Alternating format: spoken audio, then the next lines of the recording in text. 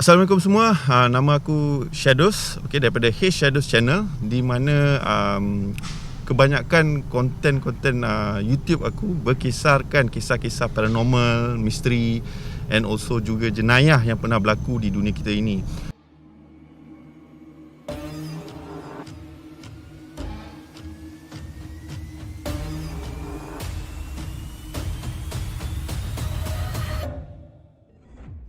Experience pengalaman aku time aku nak start YouTube channel ni, aku selalu macam risau apa pendapat orang terhadap channel aku, cara jalan cerita aku. Tapi end up to one point aku macam, you know what, I'm just gonna go through with it. Aku akan just continue buat channel aku, and which by Alhamdulillah, walaupun channel aku belum besar lagi, tapi aku dapat banyak feedback yang elok, which is bagi aku satu pengalaman yang interesting. Because why?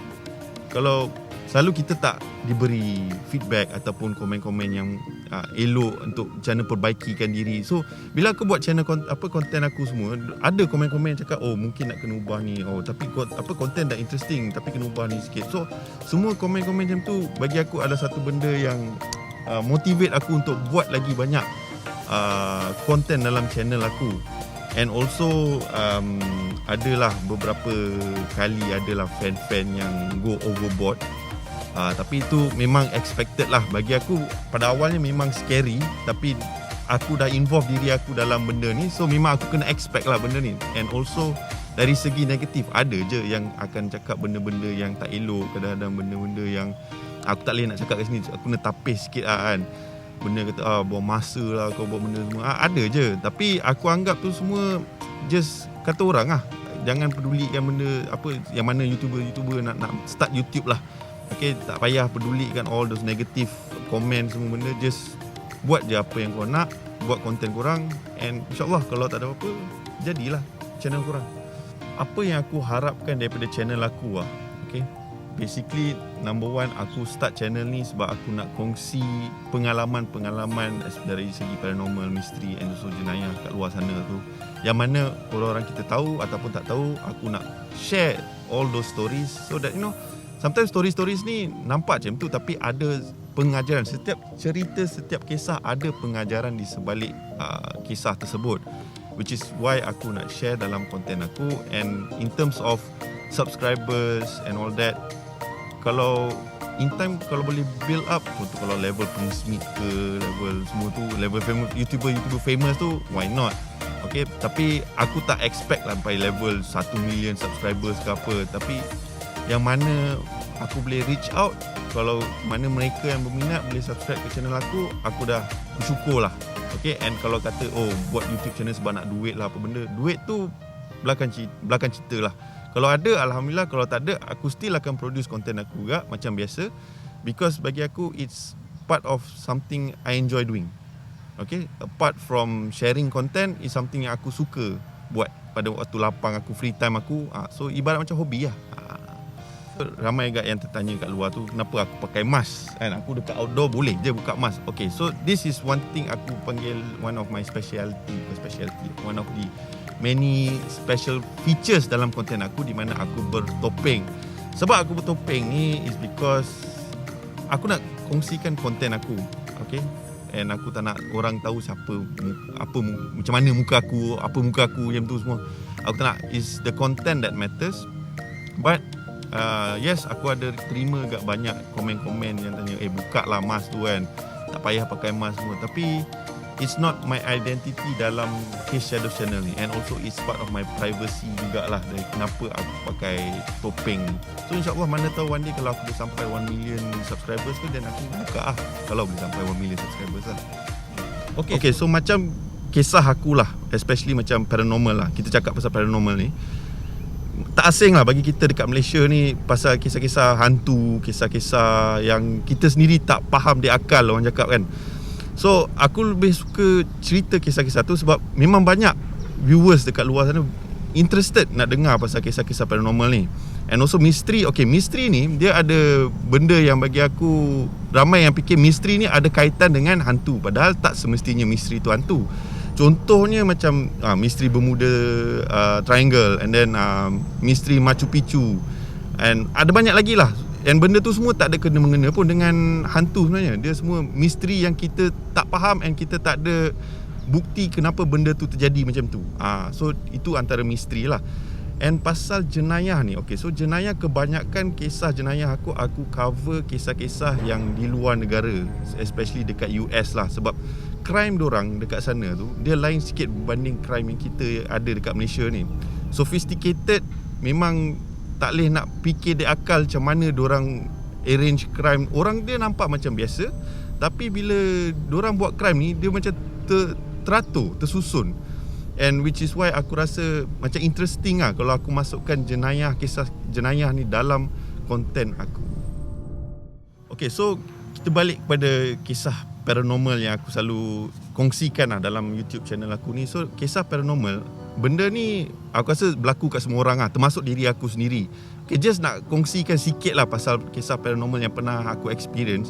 Berlaku pada kira tahun 2017 macam tu. Aku dengan member aku lepak biasa dia dekat satu tempat ni, tempat lepak lah, tempat minum-minum semua. Sampai lewat malam lah, sampai pukul 12, pukul 1 macam tu. So sebelum aku sampai ke tempat tu, lokasi tu, seorang member aku ni cakap dia nampak macam terserempak, macam ada benda dekat belakang kereta aku. Which is sebenarnya aku tengok tak ada kan, sebab memang aku tak bawa siapa-siapa pun dalam kereta aku tu. And by chance dia rasa nampak lah. So kita fikir macam mungkin headrest kereta ke apa ke. So fikir baik lah. Alright.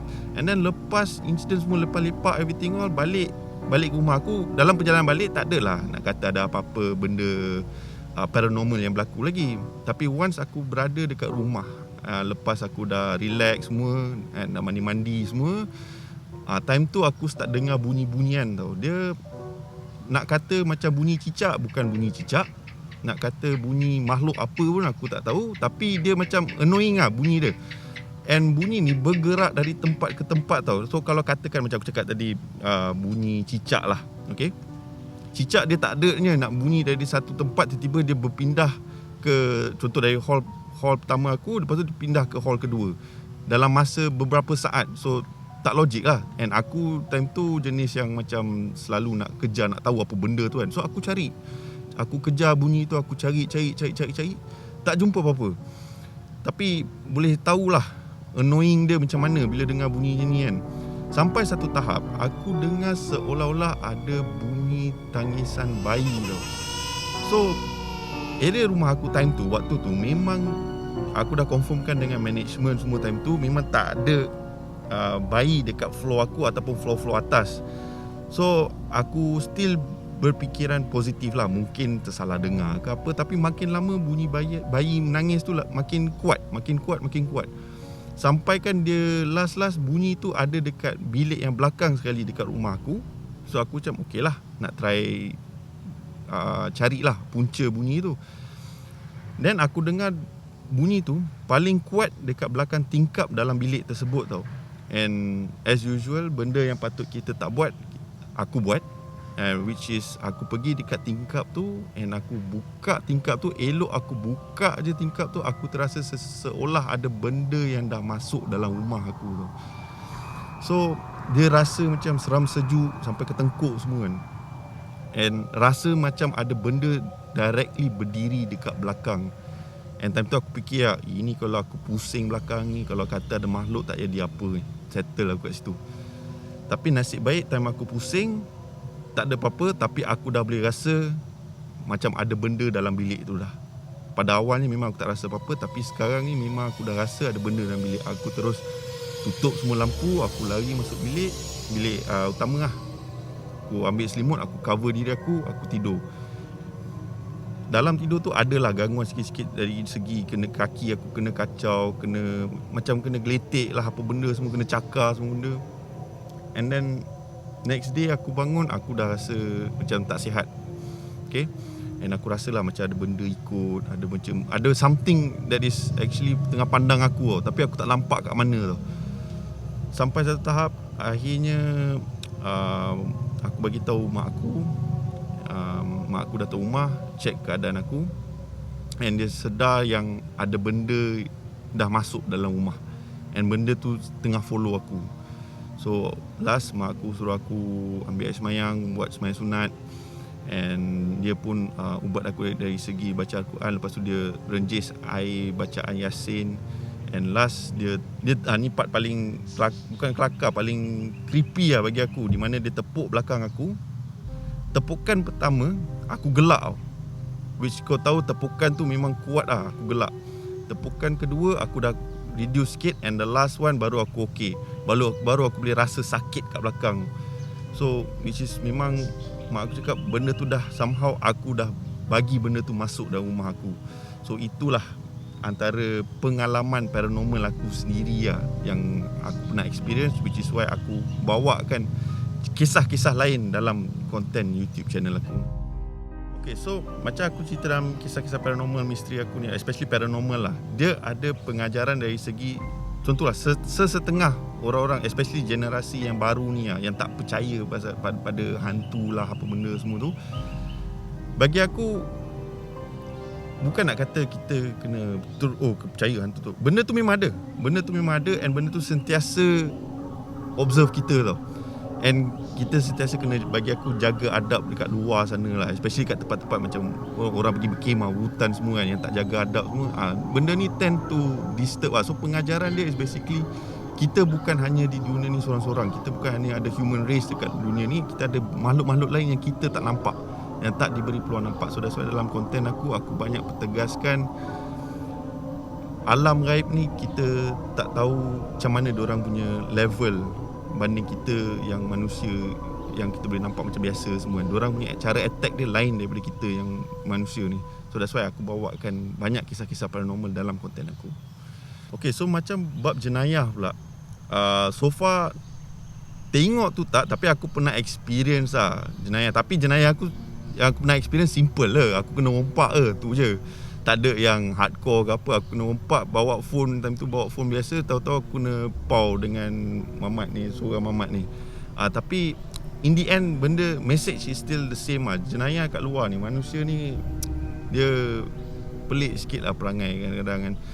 Di mana sometimes diorang punya selfishness tu sampai tahap membunuh, merompak and everything tau. So that's why dalam konten jenayah aku, walaupun aku belum cover konten dekat Malaysia lagi, walaupun mostly luar negara, tapi insyaAllah kalau ada chance nanti aku akan buat lah konten jenayah pasal Malaysia. Because Malaysia pun ada juga kisah-kisah ada yang hardcore juga. Cerita pasal jenayah dekat Malaysia ni, kenapa aku limitkan diri aku untuk cerita kes-kes jenayah kat Malaysia? Because number one, law dia bukan nak kata more towards law, tapi ada banyak hidden agenda di sebalik jenayah yang berlaku dekat Malaysia ni. And then aku tak boleh nak cover terus. Facts dia aku kena be accurate. And kalau facts aku tak accurate in terms of covering jenayah dekat Malaysia ni, I could get in trouble dengan pihak polis, and then macam-macam lagi lah. So aku nak kena make sure kalau aku cover content crime dekat Malaysia ni, all my facts, time, date stamp semua benda tu, aku kena make sure benda tu betul. Baru-baru ni juga aku punya konten YouTube, di mana aku dijemput oleh Syai daripada dulunya dia salah seorang seekers punya, yang mana diorang ni grup-grup yang cari hantu lah. Okay, lepas tu mak saya menjerit, kau keluar sekarang, kau keluar. So saya lagi confused, saya ingat saya yang keluar. So saya pun nak keluar, dan mak saya di mana dijemput pergi ke studio diorang untuk berkongsikan kisah-kisah paranormal. So macam mana aku dapat dipanggil, number one is because salah seorang member YouTube aku, daripada Zaf Channel, bagi tahulah, okey, bagi tahu apa, Syai, kita kalau nak kongsi cerita, ada lagi seorang YouTube channel which is akulah yang boleh kongsikan pengalaman paranormal. So time tu lah di mana Syai pun okey jemput aku lah untuk berkongsikan pengalaman aku sendiri. Yang tu bukan kisah rekaan, tapi memang pengalaman aku sendiri di tak salah aku Audio Plus punya apps ni, daripada orang macam podcast lah, macam podcast. Dia ceritakan semua kisah-kisah seram paranormal dan juga misteri lah dalam podcast tersebut. Okay, so last sekali aku ingin mengucapkan ribuan terima kasih kepada Media Variasi sebab sudi jemput aku untuk berkongsikan pengalaman daripada konten-konten aku, and also dari segi apa, mempromosikan channel aku. Okay, And so kepada korang yang mana tengah tengok Media Variasi sekarang ni, korang boleh drop by to my channel, Hey Shadows channel, and korang boleh view konten-konten aku. And kalau korang suka, korang boleh subscribe ke channel aku, and akan banyak lagi konten yang aku akan kongsikan in the future lah. Alright.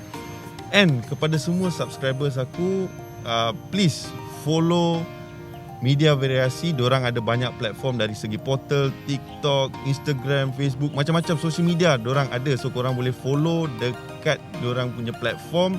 Banyak interesting news. Aku pun salah seorang mereka yang follow diorang punya jejak langkah lah. Alright. It's a very interesting, kira macam media yang lain daripada lain lah coverage diorang ni. Okay. So kepada semua subscribers aku, jangan lupa follow channel Media Variasi. Alright.